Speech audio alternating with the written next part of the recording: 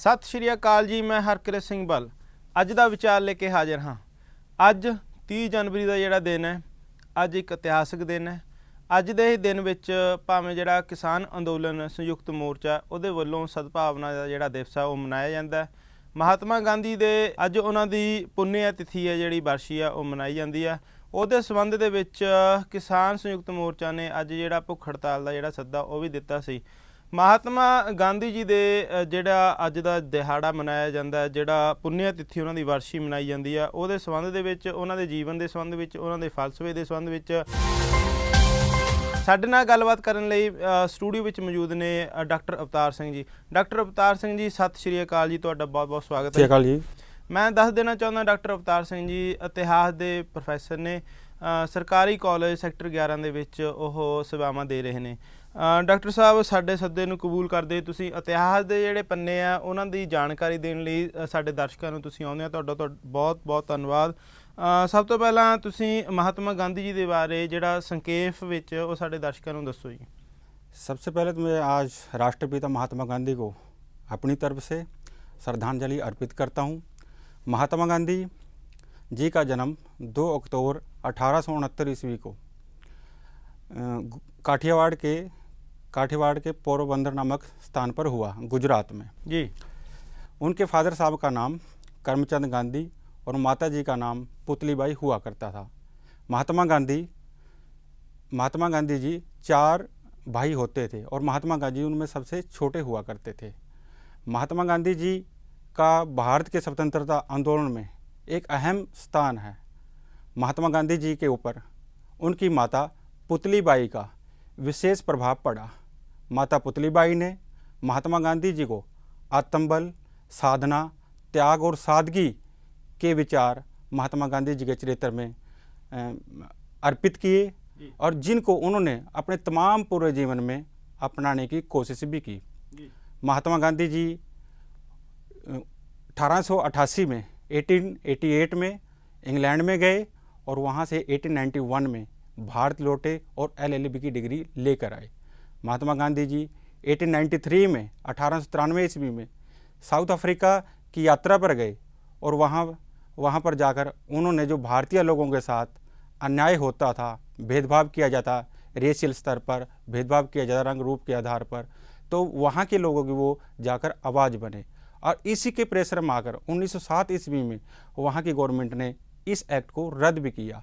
महात्मा गांधी जी 1915 में भारत में आते हैं और ब्रिटिश गवर्नमेंट को प्रथम महायुद्ध में सपोर्ट भी करते हैं। जी, जिवें तुसीं जिक्र कीता उन्हां दी जिहड़ियां विदेशी यात्रावां ने वो काफ़ी चर्चित रहीआं ने। साडे दर्शकां नूं जिहड़ियां उन्हां दी विदेश दी कित्थे-कित्थे उन्हां ने यात्रा कीती, उत्थे की उन्हां दा प्रभाव रहा, थोड़ा जिहा जानकारी दो। देखिए बल साहब, जब साउथ अफ्रीका महात्मा गांधी जी गए, नेटाल वगैरह में गए, वहाँ पर भारतीय लोगों की आवाज़ बनकर वो उभरे।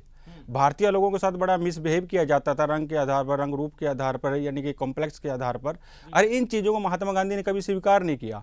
और यही वह समय था जब वो वहाँ पर भारतीय लोगों की आवाज़ बने और साउथ अफ्रीका के लोगों की आवाज़ बने, तो यहाँ से महात्मा गांधी को काफ़ी प्रसिद्धि हासिल होती है। और महात्मा गांधी सत्य, अहिंसा, हिजरत, धरना, प्रदर्शन, ये ऐसे हथियार थे महात्मा गांधी जी के जो उन्होंने अपने जीवन में अपनाए और भारतीय और वहाँ के लोगों ने भी अपने जीवन में अपनाए और वो दिन प्रतिदिन प्रोग्रेस की ओर बढ़ते गए। जी, जिवें तुसीं दस्सिया विदेश दीयां यात्रावां तो बाद ਉਹ ਭਾਰਤ ਦੇ ਵਿੱਚ ਜੇ ਮੇਰਾ ਲਗਭਗ ਮੇਰੇ ਖਿਆਲ ਨਾਲ 1915 ਦੇ ਵਿੱਚ ਆਉਂਦੇ ਨੇ ਤੇ 1915 ਦੇ ਬਾਅਦ ਵਿੱਚ ਭਾਰਤ ਦੇ ਵਿੱਚ ਆ ਕੇ ਉਹਨਾਂ ਦੀ ਕੀ ਭੂਮਿਕਾ ਰਹਿੰਦੀ ਹੈ, ਇਹਦੇ ਬਾਰੇ ਦੱਸੋ जी। देखो बल साहब, भूमिका इदा है, जब गांधी जी जब भारत लौटे साउथ अफ्रीका से, तो सबसे पहले उन्होंने 1916 में साबरमती आश्रम की स्थापना की और साबरमती आश्रम में उन्होंने लोक भलाई के कार्य किए 1916 में जी। तो जो उनके एक शिष्य हुआ करते थे, जिन्होंने उनके साबरमती आश्रम के ही जिन्होंने उनको बापू की उपाधि से भी नवाजा था जी। और बापू जी को ही नेताजी सुभाष चंद्र बोस को, यानी कि राष्ट्रपिता महात्मा गांधी को सुभाष चंद्र बोस जी ने यानी कि उनको राष्ट्रपिता की उपाधि से भी नवाजा था। जो लेक्चर दिया था और भारत आज़ाद हिंद फौज के लिए उन्होंने समर्थन मांगा था गांधी जी से, ये उपाधि से उन्होंने नवाजा था कि मेरी सेना को आप आशीर्वाद के तौर पर ऐसा आशीर्वाद दें कि जिससे कि वो अच्छी प्रोग्रेस के साथ लड़ सके। जी जी। इसके अलावा 1917 ईस्वी में चंपारण में उन्होंने मजदूरों के, किसानों की समस्याओं के लिए उन्होंने किया। जो किसान थे चंपारण के, उनको 15% अपनी आय का यानी कि वहाँ पर जमींदारों को देना पड़ता था, और महात्मा गांधी जी अन्याय के हमेशा ही खिलाफ थे। जब उनको ये लगा तो वो किसानों की समस्या के लिए वो मतलब आगे आ गए, और सत्य और हिंसा के माध्यम से किसानों को उन्होंने जीत दिलवाई। और महात्मा गांधी जी के आगे वहाँ के चंपारण के जो बड़े बड़े जमींदार थे, जागीरदार थे, या उस समय की सरकार थी जो उस समय के, वो सारे के सारे नतमस्तक हो जाते हैं। इसके अलावा अगर मैं बात करूँ 1918 में अहमदाबाद आंदोलन, यानी कि वहाँ के मजदूर, नील मजदूर जो थे, तो उनको अपनी आय का 35% यानी कि इनकम का जो टैक्स के रूप में देना पड़ता था। और इससे श्रमिकों की जो इनकम थी वो यानी कि टूट रही थी, और श्रमिक जो थे उनकी कमर टूटती जा रही थी। इससे वो काफ़ी समस्या में आ गए। और महात्मा गांधी जी को जब इन चीज़ों का पता लगा तो महात्मा गांधी जी यानी कि अहमदाबाद के मिल मजदूरों के साथ आ खड़ते हैं, और ब्रिटिश सरकार और उस मिल मजदूरों के खिलाफ वो आवाज़ उठाते हैं। और लास्ट में महात्मा गांधी जी को विक्ट्री मिलती है, और पूरे के पूरी जो श्रमिक वर्ग है, किसान वर्ग है, मजदूर वर्ग है, वो महात्मा गांधी जी की फेवर में आ जाता है। ਡਾਕਟਰ ਸਾਹਿਬ, ਜਿਵੇਂ ਤੁਸੀਂ ਦੱਸ ਰਹੇ ਹੋ ਕਿ ਭਾਵੇਂ ਇਸ ਗੱਲ ਤੋਂ ਵੀ ਮੁਨਕਰ ਨਹੀਂ ਹੋਇਆ ਜਾ ਸਕਦਾ ਕਿ ਮਹਾਤਮਾ ਗਾਂਧੀ ਦਾ ਜਿਹੜਾ ਫਲਸਫਾ ਹੈ ਜਾਂ ਉਹਨਾਂ ਦੀ ਜਿਹੜੀ ਸ਼ਖਸੀਅਤ ਆ ਉਹ ਵਿਸ਼ਵ ਪੱਧਰ ਤੇ ਕਾਫੀ ਉੱਚ ਪੱਧਰੀ ਹੈ। ਭਾਰਤ ਦੇ ਜਿਹੜਾ ਜੇਕਰ ਉਹਨਾਂ ਦੀ ਭੂਮਿਕਾ ਦੇਖੀ ਜਾਵੇ, ਭਾਰਤ ਦਾ ਜਿਹੜਾ ਸੁਤੰਤਰਤਾ ਸੰਗਰਾਮ ਆ ਉਹਦੇ ਅੰਦੋਲਨ ਦੇ ਵਿੱਚ ਕਿਵੇਂ ਤੁਸੀਂ ਵੇਖਦੇ ਹੋ ਉਹਨਾਂ ਦੀ ਭੂਮਿਕਾ ਨੂੰ? देखिए बल साहब, जब अगर मैं आपको थोड़ा एक्यूरेट बताऊं कि 1919 में महात्मा गांधी जी का भारतीय राजनीति में पदार्पण होता है, यानी कि वो भारतीय राजनीति में इन्वॉल्वमेंट उनकी होती है जी। और जैसे ही जब अपना जलियांवाला बाग हुआ, जलियांवाला बाग के अगेंस्ट ब्रिटिश गवर्नमेंट ने रॉलेट एक्ट पास किया, नो वकील, नो दलील, नो अपील। तो ये भारतीय लोगों को जबरदस्ती यानी कि मारा पीटा जा रहा था। तो महात्मा गांधी जी का अंदर का मन टूट जाता है और वो ब्रिटिश सरकार के अंगेस्ट हो जाते हैं। और ये जब हुआ इंसिडेंट तो उन्होंने फिर ये सोच लिया कि भारत को किसी भी प्रकार से यानी कि अंग्रेजों के चुंगल से हमने छुटाना है। और उन्होंने 1920 में असहयोग आंदोलन शुरू किया, उसके बाद खिलाफत आंदोलन शुरू किया। उसके बाद जैसे हम अगर लगाएं 1930 में 1930 में जैसे 1930 से 33 का जो समय है सविनय आंदोलन उन्होंने किया, और भारतीय राजनीति पर उनकी पकड़ धीरे धीरे मजबूत हो रही थी। और हिंदू मुस्लिम एकता को वो मजबूत करने का हर संभव प्रयास भी वो करते रहे हैं। और 1942 में जाकर उन्होंने भारत छोड़ो आंदोलन किया। यानी कि अब वो पहले जब 1914 में प्रथम विश्व युद्ध के दौरान अंग्रेजों को उन्होंने समर्थन देने का वादा किया था, और सुभाष चंद्र बोस जी भी ऐसा मानते थे कि अंग्रेज यानी कि वो बातों से मानने वाले नहीं हैं, उनको जोर जबरदस्ती से बाहर निकालना पड़ेगा। और जब ये विचार भी महात्मा गांधी जी के दिलो दिमाग में गए तो वो अब अपनी विचारधारा को थोड़ा चेंज करके चलना चाहते थे। और उन्होंने डू एंड डाई, करो या मरो, यानी कि अंग्रेजों भारत को भारत के हाल पर छोड़ दो, हम जैसे हैं अच्छे हैं, अब हाँ आपका शासन यहाँ पर नहीं चलेगा।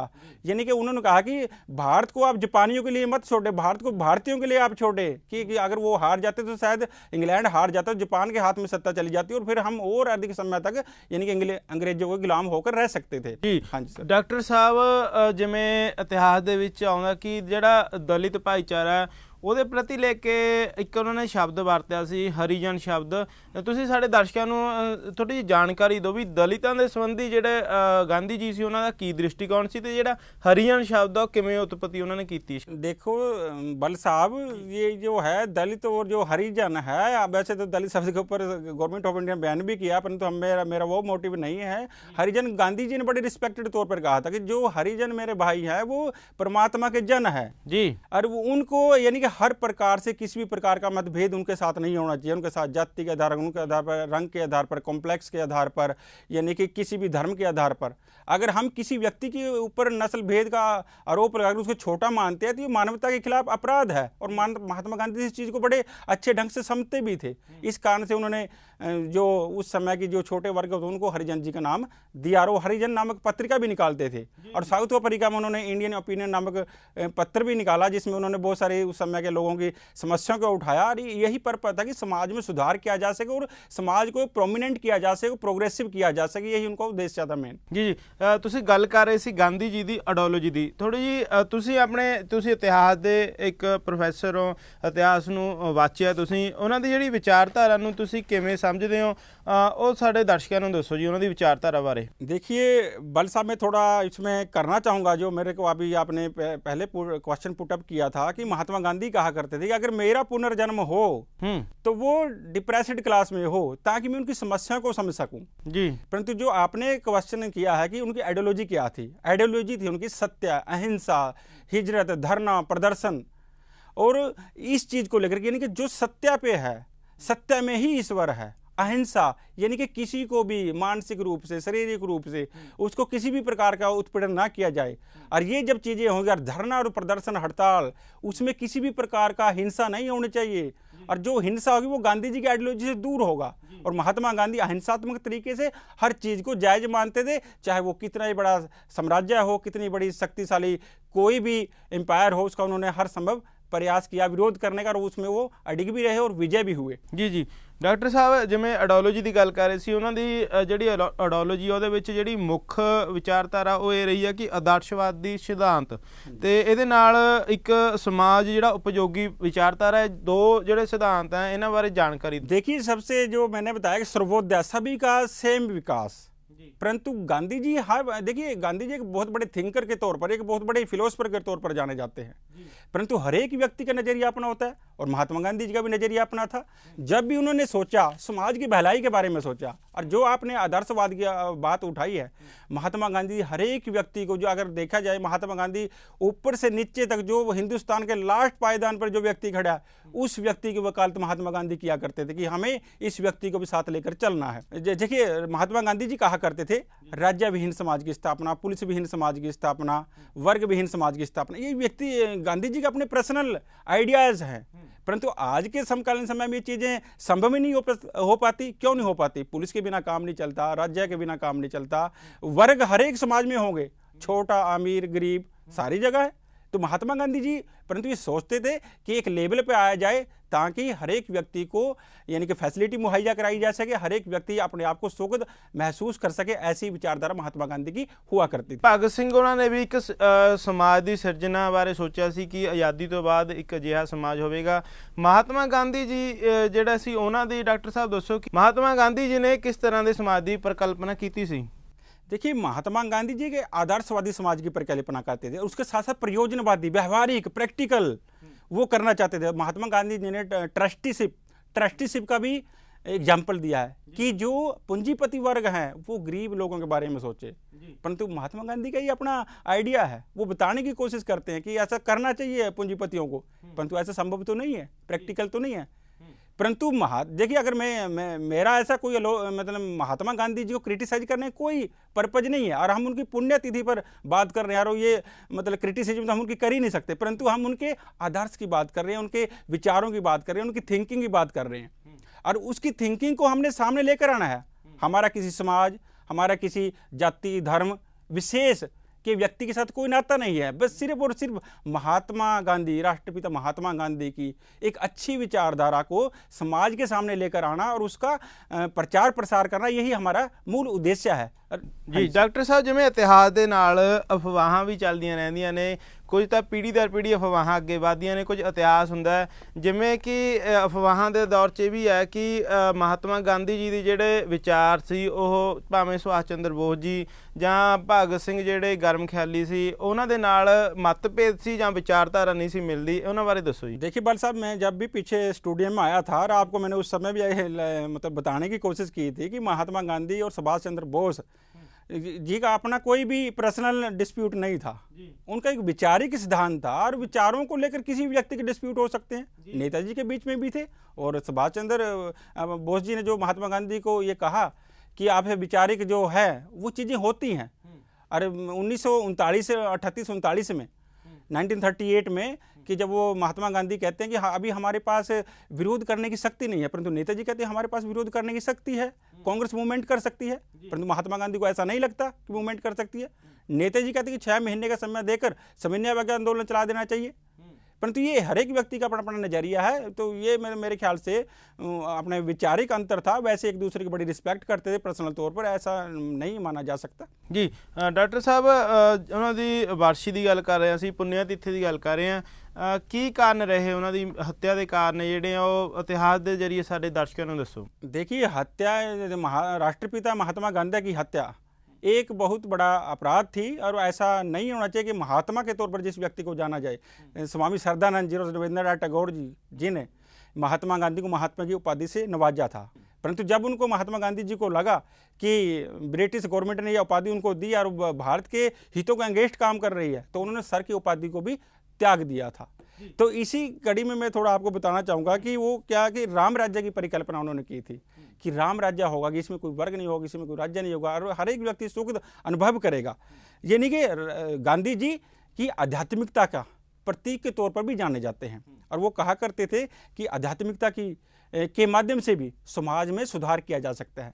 अगर मैं थोड़ा आपको बल साहब और बताना चाहूँ कि गांधी जी की विचारधारा का समाज उपयोगी, बहुत सारे लोग आज भी गांधी जी पर तरह तरह के कमेंट करते हैं, और मैं उन चीज़ों का कभी समर्थन नहीं किया और करना भी नहीं चाहिए उन चीज़ों का समर्थन।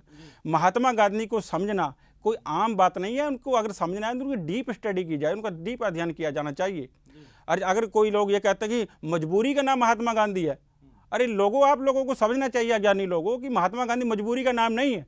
महात्मा गांधी अगर मजबूरी का नाम होते तो देश आज़ाद कैसे हो गया? एक दुबला पतला व्यक्ति, एक शख्सियत जिसने अंग्रेजों को घुटनों के बल लाकर खड़ा कर दिया, उनको गिरा दिया और भारत को छोड़ने पर मजबूर कर दिया, ऐसा व्यक्ति और उसकी विचारधारा कभी भी, यानी कि वो मजबूरी का नाम नहीं हो सकती। परंतु लोग करते हैं कमेंट सोशल मीडिया पर, तो ऐसे कमेंटों का हम कभी भी समर्थन नहीं करते, और जो ऐसे करते हैं वो अज्ञानी व्यक्तियों की श्रेणी में आते हैं। जी डॉक्टर साहब, पर ਜਿਵੇਂ ਤੁਸੀਂ ਗੱਲ ਕਿਹਾ ਵੀ ਉਹਨਾਂ ਪਰ ਕਿਉਂਕਿ ਸਵਾਲ ਵੀ ਕ੍ਰਿਟਿਸਿਜ਼ਮ ਵੀ ਕੀਤਾ ਜਾਂਦਾ ਮਹਾਤਮਾ ਗਾਂਧੀ ਜੀ ਨੂੰ, ਇੱਕ ਜਿਹੜਾ ਵੱਡਾ ਸਵਾਲ ਹੈ ਇਤਿਹਾਸ ਦੇ ਨਜ਼ਰੀਏ ਨਾਲ ਤੁਸੀਂ ਇਹਦਾ ਜਵਾਬ ਦੇਣ ਦੀ ਕੋਸ਼ਿਸ਼ ਕਰਿਓ ਕਿ ਮਹਾਤਮਾ ਗਾਂਧੀ ਜੀ ਦਾ ਇਹ ਬਿਆਨ ਆਉਂਦਾ ਕਿ ਜੇ ਭਾਰਤ ਦੇ ਜਿਹੜੇ ਦੋ ਹਿੱਸੇ ਹੁੰਦੇ ਆ ਤਾਂ ਉਹ ਮੇਰੀ ਮੌਤ ਦੇ ਸਮਾਨ ਹੈ, ਅਜਿਹੇ ਉਹਨਾਂ ਦੇ ਸ਼ਬਦ ਸੀ।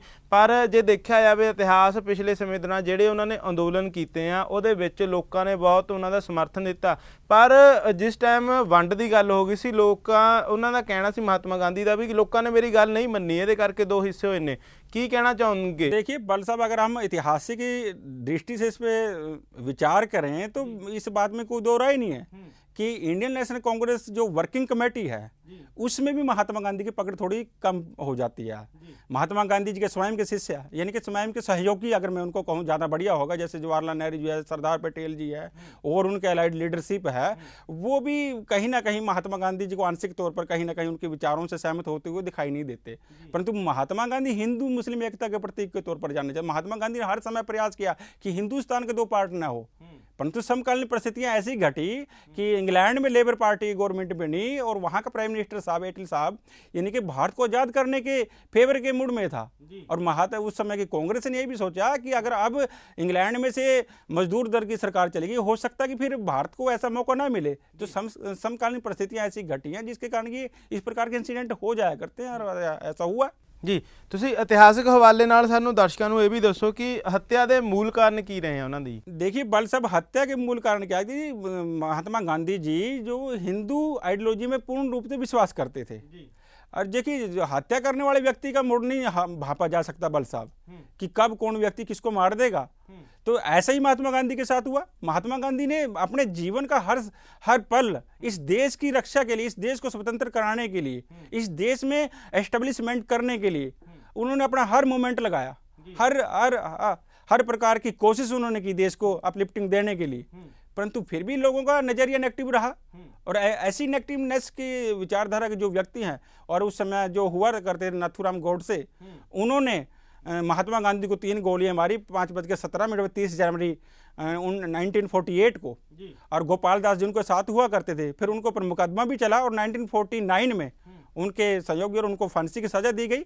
मेरे ख्याल से ऐसे महात्मा के साथ ये इस प्रकार की हत्या करना वो सरासर अन्याय था। जी ਜਾਂਦੇ ਜਾਂਦੇ ਡਾਕਟਰ ਸਾਹਿਬ ਸਾਡੇ ਦਰਸ਼ਕਾਂ ਨੂੰ ਤੁਸੀਂ ਜਿਹੜਾ ਅੱਜ ਦਾ ਦਿਨ ਹੈ ਇਹਦੇ ਸੰਬੰਧ ਵਿੱਚ ਕੀ ਸੁਨੇਹਾ ਦੇਣਾ ਚਾਹੋਗੇ? देखिए बल साहब, स्नेहा में बिल्कुल लिमिट वे में भी आपको दूंगा कि जो महात्मा गांधी जी के जो हथियार थे सत्य और अहिंसा के हथियार उनकी दो मुही तलवार की भांति थे। यानी कि एक तरफ वो व्यक्ति में सुधार करना चाहते हैं सत्ता के माध्यम से, और अहिंसा के माध्यम से वो समाज में सुधार करना चाहते हैं।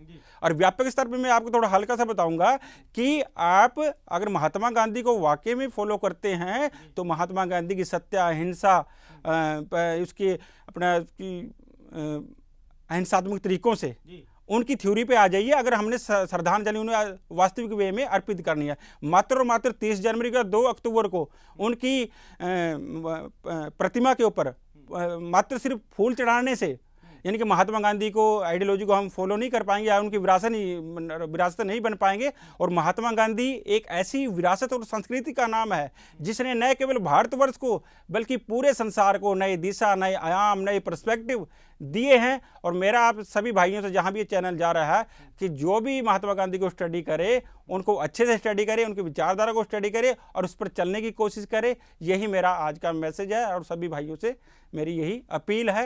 जय हिंद, जय भारत। और एक बार फिर मैं महात्मा गांधी जी को अपनी ओर से, इस चैनल की ओर से भी यानी कि उनको श्रद्धांजलि अर्पित करता हूँ। धन्यवाद।